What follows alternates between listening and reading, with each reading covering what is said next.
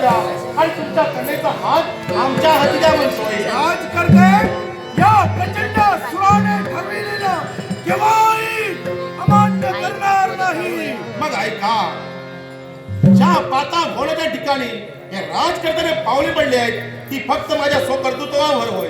ज्या अर्थी या तुमच्या पाता घोड्यापर्यंत मी येऊ शकतो, त्या अर्थी तुमच्या डोळ्यादेखत या तुमच्या कन्येचा हात घेऊन मी इथून पलायन करणार आहे. अरे राजकर्त्या, कोणत्या रीतीनं तू माझ्या कन्येला पलायन करू मग ठीक आहे, मला सरकार माझ्या समोर विरोधामध्ये तुम्ही वर राहत असाल तर स्वीकार तुमचा आव्हान. मला जर का प्रतिकार करण्यासाठी तयार झाला असतील तर तुलाही प्रतिकार करण्यासाठी हा खरं सर्वात तयार आहे. एवढं लक्षात ठेव. स्वीकार तुमचा आव्हान.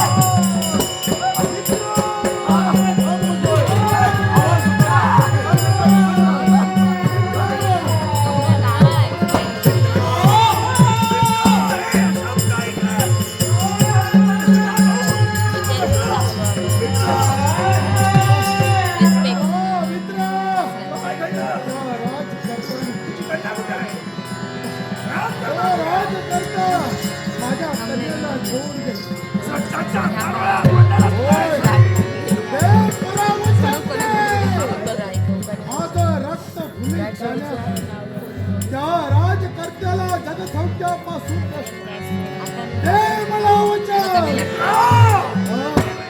अखेरच्या समयी माझ्याजवळ तुला वचन हवंय.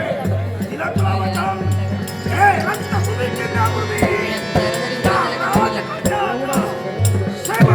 एवढंच नव्हे मित्रा, जीवनाची राख रांगोळी झाली. राजकर्ता देशोधडीला लागला पाहिजे. देशोधडीला